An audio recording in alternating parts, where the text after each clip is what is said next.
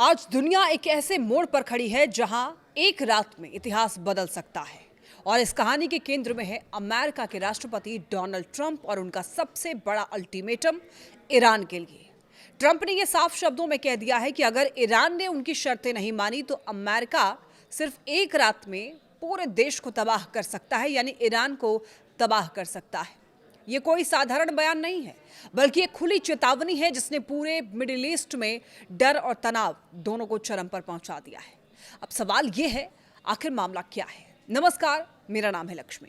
देखिए, इस पूरी टेंशन का केंद्र है स्ट्रेट ऑफ हॉर्मुज, दुनिया का सबसे अहम समुद्री रास्ता जहां से करीब 20% ग्लोबल तेल गुजरता है। यानी अगर ये रास्ता बंद होता है तो सिर्फ मिडिल ईस्ट ही नहीं बल्कि पूरी दुनिया की अर्थव्यवस्था हिल सकती है। ईरान पर आरोप यह है कि उसने इस रास्ते को कंट्रोल में लिया है और अमेरिका इजराइल से जुड़े जहाजों को रोक रहा है। इसी को लेकर ट्रंप ने ईरान को डेडलाइन दी है, मंगलवार रात 8 बजे तक का समय, और इसके साथ ही उन्होंने एक बेहद ही खतरनाक प्लान का भी खुलासा किया है। ट्रंप ने कहा कि अगर हॉर्मुज नहीं खोला गया तो अमेरिका ईरान के पावर प्लांट्स, जितने भी पुल्स हैं और पूरे इंफ्रास्ट्रक्चर पर हमला करेगा और तबाह कर देगा।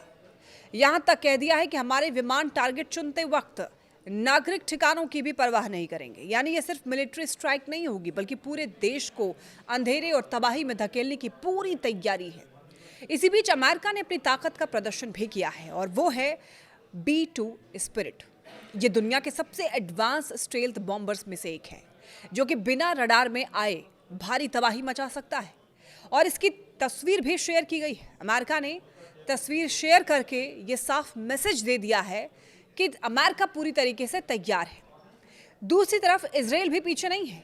इजराइल ने ईरान के सबसे बड़े gas project South Pars field पर हमला किया है, जो देश की ऊर्जा का मुख्य सोर्स है।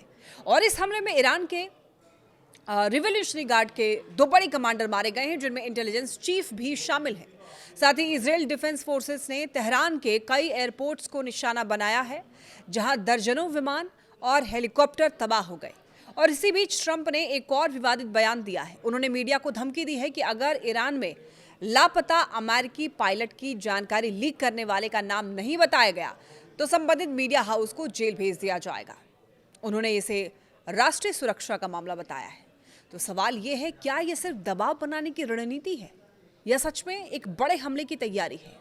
संयुक्त राष्ट्र पहले ही कह चुका है कि नागरिक इंफ्रास्ट्रक्चर पर हमला अंतर्राष्ट्रीय कानून का उल्लंघन होगा, लेकिन ट्रंप के बयानों से यह साफ है कि इस बार अमेरिका पीछे हटने के मूड में नहीं है। दूसरी तरफ ईरान भी लगातार मिसाइल्स और ड्रोन हमले कर रहा है और उसके रुख से ऐसा नहीं लगता है कि वो इतनी आसानी से झुकने वाला है। यानी कि स्थिति बेहद ही खतरनाक है। एक तरफ अल्टीमेटम है, दूसरी तरफ जिद है और बीच में पूरी दुनिया है जो कि इस टकराव के असर को झेल सकती है, झेलना पड़ेगा। सबकी नजरें टिकी हुई हैं उस एक रात पर।